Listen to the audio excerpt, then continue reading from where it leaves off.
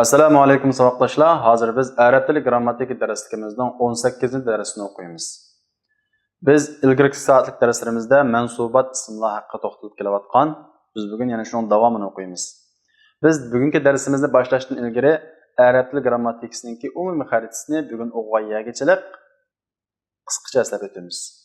An-nahwu, ya'ni arab tili grammatikasi so'z va jumla ustida so'zlaydi. Ya'ni kalima va kalam ustida so'zlaydi. Kelime üç türlü bölünüdü. İsim, fiil, harften ibaret. İsim çoğun cihetten iki türlü bölünüdü. Mebni isim ve mu'rab isim. Yani katkan isim ve özgürşah isimde. Biz mebni isimle bilen tanışıp olduk. Onun için mu'rab isim çoğun cihetten üç türlü bölünüdü. Peşi kıldıgan isim, zıverlik isim ve zirlik isimde. Biz peşi kıldıgan isimle bilen tanışıp olduk. Onun için biz mensubat isimlarının içinde, yani mensubat isimlarla tanışıp kelyapmiz. Biz bugün ana şu mensubat isimlarga tabi bo'lgan kanının xabari ve onun türdaşlarının xabari haqida so'zlaymiz. Biz kanının ismisi ve onun türdaşlarının ismisini merfuat isimlarda o'rganib bo'ldik. Kanının ismisini merfuat isimlarda sanadık. Hem de bunun xabari mensubat isimlarda so'zlanadi. Demek kanının xabari ve onun türdaşlarının xabarini nima qiladi? Zivar qiladi. Onda olsa bu kanının türdaşları qaysi deganda birinciden sara, asbaha, amsa, adha, zalla, bata, raha, ma zala, ma bariha, ma fatiya, man fakka, ma dama ve leysa. Mana bular kanının qarindoshları hisoblanadi. Bularning hammasini deb ataladi af'alun naqisa. Yani kemtik fiil deb ataladi. Nima uchun kemtik fiil deb ataladi deganda, bular o'zining ma'nosini to'liq ifodalashda bir ismliq jumlaga, ya'ni mubtada xabarlik jumlaga ehtiyojli bo'lganligi uchun bular af'alun naqisa deb atalgan. Va bular af'alun naqisa deb atalgan, ya'ni amaldan qoldiruvchi fiillar deb. Nima uchun af'alun naqisa deb atalgan deganda, chunki bu mubtada xabarining beshiga kirib, mubtadani amaldan qoldirib o'zining ismisi qiladi, xabarni amaldan qoldirib o'zining xabar qilib zibar qiladi. Demek bu yerda mubtada xabarni amaldan qoldirganlik uchun af'alun nasiha deb atalgan. Ammo bu af'alun naqisalar bugungi darsimizga munosabatli emas. Faqat bizga bugungi darsimizga, ya'ni mansubat ismlarga tabi bo'lgan, mansubat ismlarga munosabatli bo'lgan tarafi mushu af'alun naqisalarning xabari. Shuning uchun biz bugun af'alun naqisalar haqida so'zlamaymiz, af'alun naqisalarning xabari haqida so'zlaymiz. Endi kanının xabari ve onun qarindoshlarının xabari bu fiillar mubtada xabarining ustiga kiradi. Hadihi al-af'alun naqisa, bu naqis fiillar mubtada xabarining ustiga kiradi. Ya'ni jumla ismiyaning ustiga kiradi. Tarfa'ul mubtada yusamma ismu kana. Mubtadani pesh qilib kanının ismisi deb ataladi. Va tansibul xabar yusamma xabar kana. Xabarni zibar qilib kanının xabari deb ataladi. Demek bu bir mubtadalı xabarning jumlaning beshiga kirib, mubtadani amaldan qoldirib o'tib, uni kanun ismislikka asosan pesh o'qiymiz. Xabarni amaldan qoldirib o'tib, u aslidagi pesh xabarni zibar qilamiz, kanunning xabari bo'ladi. Masalan, Zaydun qaimun. Zayd o'rturg'uchi. Bu jumla Zayd mubtada, qaimun chu xabar. Mana bu yerda mubtada xabarlik jumla bo'ldi. Endi biz mushuning oldiga kana va uning qarindoshlarini akirsak, kana Zaydun qaiman. Qaranglar, qaiman bo'ldi, zibar oldu. Zaydunchu bu pesh oldu. Aslidagi mubtadalik holida emas, kananing ismisi bo'lganligidan bo'ldi, pesh oldu deymiz. Mana shunga o'xshagan. Endi bu kananing xabarininki pesh qildiganligini bildik. Endi buning hukmi ko'p kelish, buning ismisiga mashalat kelish deganga o'xshagan buning qoidalari qanday deganda hukmuhu ka hukmi xabaril mubtada. Bunun hükmü, bunun kaidesi mubtadanın xabarının hükmüne o'xshash. Biz mubtadanın xabarının hükümlerini, kaidelerini sözlegen shuningga o'xshagan. Çünkü bunun asli kelib chiqishi nima? Mubtada xabar. Shuning uchun bu hükümleri, kaideleri o'zgarmaydi. Ama bunun bunda bir o'xshamaydigan tarafı var. O qaysi deganda illa yajuzu taqdimuhu ala asma'iha ma'a kawnihi ma'rifa. Lekin bunun o'xshamaydigan tarafı o kanının ve onun türdaşlarının xabarini isimlerine ilgili qilish to'g'ri ma'rifi turib. Odatda mubtadanın xabari ma'rif bo'lib qolsa, Mubtada ma'rifa, xabar ma'rifa bo'lib qolsa, bu ma'rifa xabarni mubtadani oldiga chiqish xato. Mana lekin kanining xabari ma'rifa bo'lib qolsa, kanining ismini ilgari chiqsaqchi bo'ladi. Mana bu mubtadaning xabariga o'xshamaydiganlar tarafi. Mushu jihatda o'xshamaydi, qolgan taraflari o'xshash. Masalan, kanal qoimu Zayda. Zayd o'tiruvchi edi deymiz. Va al-qoimu nima bo'ldi? Xabar oldi. Al-qoim alif lam bilan ma'rifa xabar oldi. Bu ma'rifa holatda xabar degan mubtadan oldiga chiqolmaydi desa, bu kanining xabari bo'lgan vaqtda mubtadaning ismisining oldiga chiqa oladi. Agarda bu yerda kani kelmasa, Zaydunul qoimu deb Zaydun mubtada al-qoimu xabar ma'rifa bilan kelsa, bu mubtada xabarlik holatida xabar ma'rifa holatda mubtadan oldiga chiqolmaydi. Mana bu mubtadaning xabarining qoidasiga o'xshamaydigan tarafi. ويجوز تقديم أخبارها على نفس الأفعال. Endi bu to'g'ri bo'ladi. O xabarlar, uning xabarlarininki, ya'ni kanining xabari va uning turashining xabarlarininki pillarning o'zini ilgari kelishi to'g'ri. Ya'ni shu naqs pillarning oldiga chiqasimichu to'g'ri. Masalan, qoiman kana Zaydun deganga o'xshagan. Kana pil naqs. Bu pil naqsning oldiga chiqasimichu to'g'ri. Hammasi to'g'rimi desa, yo'q. Va la yajuzu zalika fi awwalihi ma. O ma'da to'g'ri emas. Balki o laysidimi to'g'ri emas. Masalan, qoiman ma zala Zaydun deb bilmaydi. Ma zala, ma bariha, man faka deganga o'xshash oldida ma kelganlarida uning xabari shu pillarning oldiga chiqishi bo'lmaydi. Masalan, laysa Zaydun qoiman degan jumlada qoiman laysa Zaydun deb degan olmaydi. Ya'ni oldida ma kelganlarida va laysada xabari naqis pillarning oldiga chiqishi to'g'ri emas. Demak, biz kanining xabarini o'rganib bo'ldik. Ya'ni kanining xabari deganmi, shu mansubat zivor qilgan ismlarning qatoridir.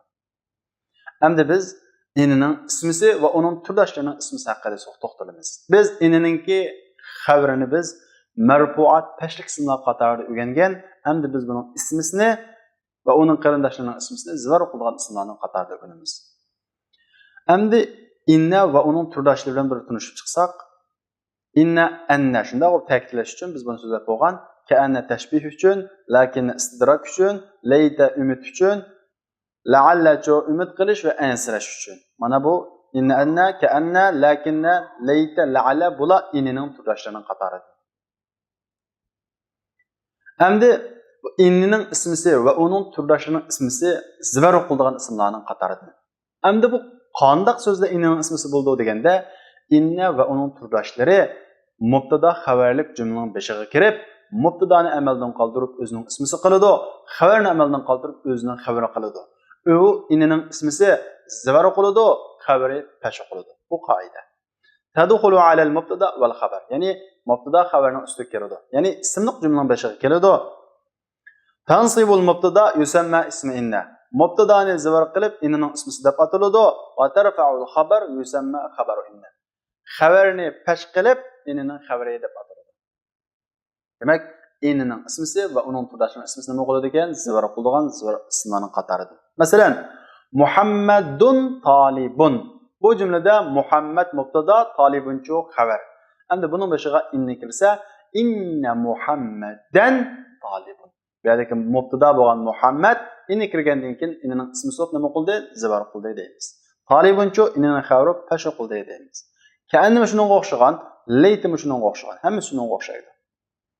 Va huwa al-musnadu ilayhi ba'da dukhulihima. Endi bu innining ismisi inni kirgandan keyin bu musnadun ilayhlik holatida qoladi. Ya'ni xabar unga qanday qilinadi? Yulinadi. Masalan, inna Zaydan qoimun desak, Zayd turg'uchi. Bu jumlada innini biz harf mushabbihatun bil fi'l deb ataymiz. Zaydanchu innining ismisi shuning uchun nima qildi? Zivor qildi deymiz. Bu Zaydan yana nima bo'ladi? Musnadun ilayh. Qoimun degan xabari kimga yulinadi? Zayd yulinadi. Turg'uchi kim u? Zayd. Demak, inni kirib bo'lgandan keyin bu xabar, ya'ni innining ismisiga qanday qilinadi? Yulinadi. Ya'ni innining ismisi musnadun ilayhlik xususiyatini saqlab qoladi. Inni kirgandan keyin bu. Endi la yajuzu taqdimu akhbariha ala asma'iha dedi. Buning bir mubtadaga o'xshamaydigan tarafi innining ismisiningki qoidasining. Qolgan tarafining hammasi mubtadaga o'xshaydi. Chunki buning aslisi mubtada. o'xshamaydigan bir tarafi la yajuzu taqdimu akhbariha ala asma'iha. Bu enining ismisqa uning xabarini ilgari qilish to'g'ri bo'lmaydi. Ya'ni enining xabarini ismisidan ilgari chiqish uchun to'g'ri bo'lmaydi.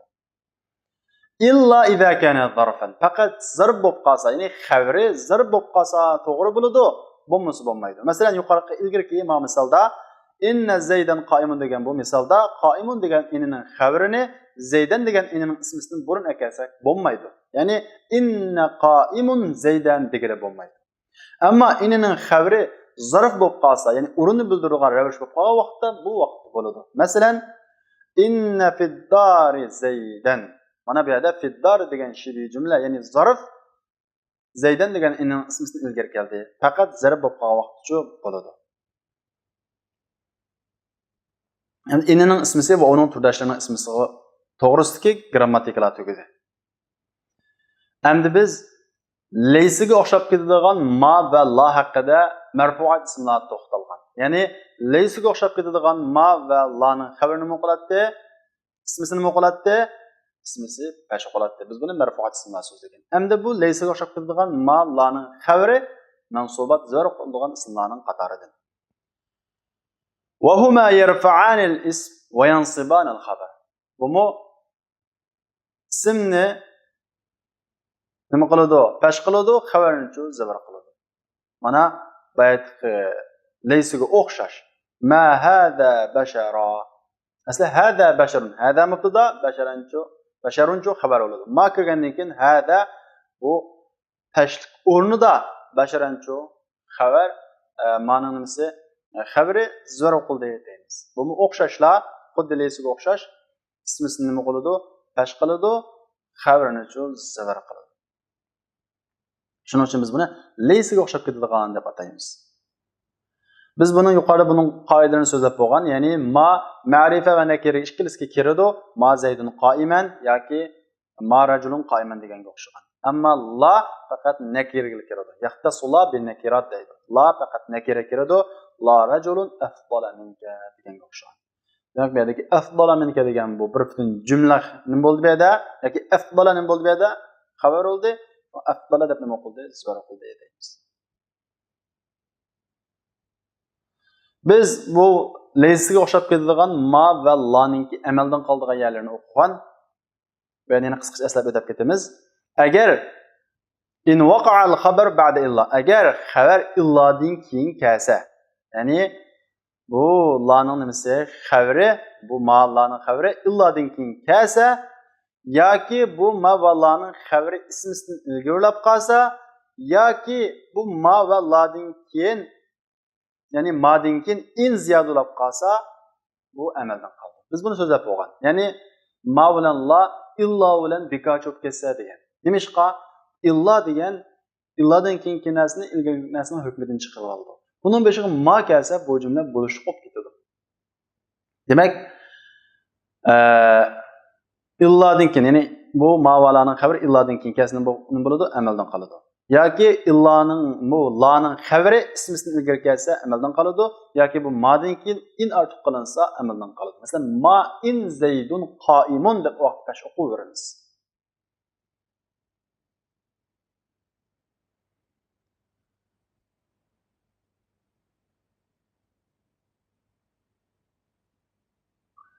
Endi biz buning qoidalarini laysa o'xshab ketadigan ma va laningki ismisini o'qigan vaqt so'zlab bo'lgan. Endi nafini yo'q chiqaruvchi laninki ismisi. Bu nima qiladi? Bu zibar. Biz buning xabarini peshi qilgan ismlar so'zlab bo'ldik. Endi buning ismisini zibar qilgan ismlar so'zlaymiz. Ammo lan nafiyaning jinsini yo'q chiqaruvchi lan nafiyaning ismisi uning bir qancha turlik bo'ladi. Buning ismisi bir qancha turlik bo'ladi. Masalan, birinchisi mufrad bo'ladi. Ikkinchidan mudab bo'ladi. Uchinchidan shibhi mudab bo'ladi. Bu har bir holatda buningki qoidasi o'xshamaydi. Ya'ni buning ismisiningki qanday o'qildiganligidan iborat bu hukmi o'xshamaydi. Masalan, bu jinsni yo'q chiqaruvchi laning ismisi agar mufrad so'z bo'lib qolsa, nima bo'ladi? Zibarga mabni bo'ladi. Ya'ni taq zibar o'qiladi. Yoki zibarga emas, zibar o'qildigan narsaga mabni bo'ldi. Bunda deganligi yolg'iz ism bo'lib qolsa zibarga mabni bo'ladi. Ikkilik ism bo'lib qolsa yoki ko'plik jami muannas salim bo'lib qolsa, nimaga mabni bo'ladi? Ya'ga mabni bo'ladi deganga o'xshagan. Shunga zivar o'qiladigan narsaga mabni bo'ladi degan gap. Zivarga yoki bo'lmaydi, nimaga jami muzakkar salim bo'lib qolsa, ya'ga mabni bo'ladi. Masalan, buni misolni keyin so'zlaydi. İkincisi muzab bo'lib qolsa bo'lsa, bu mu'rab bo'lib zivar o'qiladi. Üçüncüsü şibih muzab bo'lib qolsa bo'lsa, bu mu'rab bo'lib zivar o'qiladi. Masalan, shibih muzab bo'lganning misoli, oldin shibih muzab degan nima deganda, bu muzabga o'xshab ketadigan degan gap.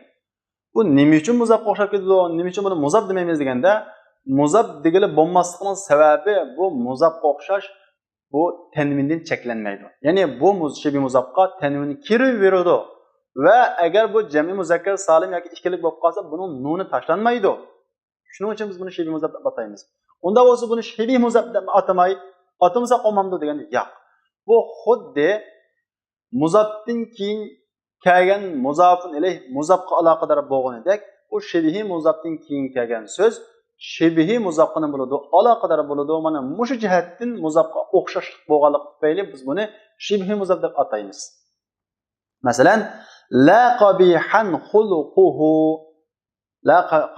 xuluquhu desek, bu cümledeki la'nınki ismisi ne bo'ldi? Shibih muzab bo'ldi. Ya'ni qabihan xulqu degan shibih muzab bo'ldi. Shibih muzabning keyin kelgan so'z bu muzafun ilayh olmaydi. Ya'ni zir o'qilmaydi bu. Bu cümledeki o'rniga asosan tashkil talab qilsa fa'il bo'lsa, tash o'qiladi, maf'ulun bihi bo'lsa zir o'qiladi. Masalan, bu jumla qarasak, la qabihan xuluquhu desek, buradagi la nafiyal jinsning lasi bo'ldi. Qabihancho bu shibih muzab nima bo'ldi? Ta'ning ismi bo'ldi. Bu vaqtda yunsabu mu'rabat. Mu'rabga asosan zir o'qildi deymiz. Bu qabihan degan shibih muzabdan keyin kelgan so'z xuluqu qabihanning nimasi bo'ldi? Fa'il bo'ldi. Shuning uchun xuluqu deb nima qildi deymiz? Tash o'qildi deymiz. Demak, bu shibih muzabdan keyin kelgan so'z muzofun ilayhi qilsangiz zir o'qilmaydi. Omili jumlada ko'rin nimani taqozo qilsa, shu bo'yicha o'qiladi. Endi mufrad o'qasini bo'ladi, zivar o'qiladigan narsaga mabni bo'ladi. Masalan, la rajula fid dar, bu yerda rajulallarning ismi bo'ldi, shunga zivarga mabni bo'ldi. Shuning uchun mabni bo'lganlik uchun nima o'qiymiz? Taq o'qiymiz.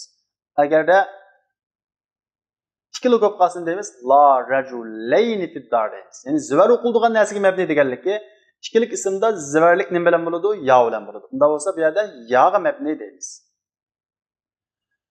Agar mudab bo'lib qolsa desa, bu mu'rablik asosan zivar o'qiladi. Masalan, la rajula sawin mahbubun.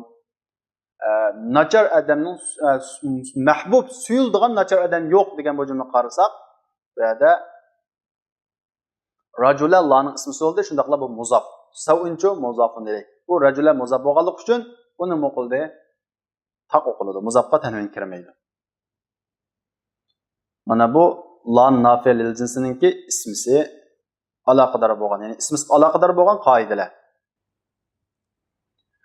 Endi lan nafiy takrorlansa, buningda 5 xil yo'l to'g'ri deb biz buni lan nafiyaninki xabarni so'zlaganda buningga misollarni keltirib tushuntirib bo'lgan. Buni qayta bir tushunmoqchi bo'lsangiz, shu yerga murojaat qilsanglar bo'ladi. Bu 5 xil yo'l mana shu. Undan boshqa biz lan nafiy lil jinsininki xabarini qarina bo'lib qolsa tashlansa bo'ladi degan. Masalan, la dayra degan oyatdagi alayna degan xabar qanday qilingan, tashlangan. La ba'sa deganda alayka degandagi xabar qanday qilingan, tashlangan deb so'zlagan. Endi qarina bo'lib qolsa, laning ismisi tashlanib, xabar qilib qolsa bo'ladi. Masalan, la alayk deymiz. La alayk degan bu jumlada la ba'sa alayk degan ba'sa degan laning ismisi qanday qilingan, tashlangan. Chunki bu yerda dalil orqali, jumlaning siyoq orqali bu bilingachga tashlangan deymiz. Demak, la nafiy lil jinsininki mayli xabar bo'lsin, mayli ismisi bo'lsin, ikkisining birisi qilib qoladi, birisi tashlansa bo'ladi, dalil bo'lganlik uchun. Ya'ni bilinsa, tashlasak-mu, ma'nosi chiqsa, tashlasak bo'ladi. Unda bo'lsa o'qishlar, bugungi darsimiz mushu yerda oxirlashdi. Hamda fanda ilgirki darslarimizninki ko'nikmalari berilgan, buni sizlar ishlaysizlar. Masalan, birinchi ko'nikma ixtar al-ijabata as-sahiha fi ma yali. Fandagi to'g'ri javobni tanlang. Birinchisi idza kana al-mustasna min jinsil mustasna minhu yakun deydi. Agar mustasna minhuning turidan bo'lsa, bo'ladi. Nima bo'ladi? Munqati bo'ladi. Ba tam bo'ladi. Jim muttasil bo'ladi. Xos to'g'ri. Qolganini shu bilan ishlaysiz. İkinci ko'nikma Tuvandagi jumlaga munosib bir mustasnoni qo'ysizlar. Ma ra'aytu g'ayra deb qo'yamiz. Ma ra'aytu g'ayra deb qo'yamiz. G'ayra hamidin demdik. Albatta ma ra'aytu g'ayra hamidin deymiz. Shundaqla bu yerdagi g'ayrining i'robini diqqat qilasizlar. Ja'at talamizu illa mozon chalab qo'yinglar. Qolgan o'zingizlar munosib holatda qo'ysanglar bo'ladi. İkincisi adkhil ma yunasibu min inna wa akhawatiha aw kana wa akhawatiha aw ma wa la al-mushabbihatan ilaysa ala al-jumal at-taliya wa shakkilha deydi. Endi tuvandagi jumlaga inna va uning turdoshlari yoki kana va uning turdoshlari yoki laysiga o'xshab keladigan ma va lani kirgizib shakl qo'ying degan gap, uningga zir qo'ying. Masalan, qaysini qo'ysanglar bo'ladi? Al-waladu yal'abu fil bayt. Bunga mesela innini qo'ysak, innal walada shakl qo'yamiz, zo'r qo'yamiz. Neyimiz? Innal walada yal'abu fil bayt bo'ladi. Fid dari rajulun. Endi bunun qaysini qo'yamiz? Qaysini qo'yamiz? Inna fid dari rajulun deganga o'xshaydi. Demak, o'zinglar chaqlab maskaldig'ini qo'ysanglar bo'ladi. Bu sizlarga topshiriq qilib qoldi. Unda bu saboqdoshlar, bugungi darsimiz mushu yerda oxirlashdi. Kelarki soatlik darsimizda ko'rishaylik. Assalomu alaykum.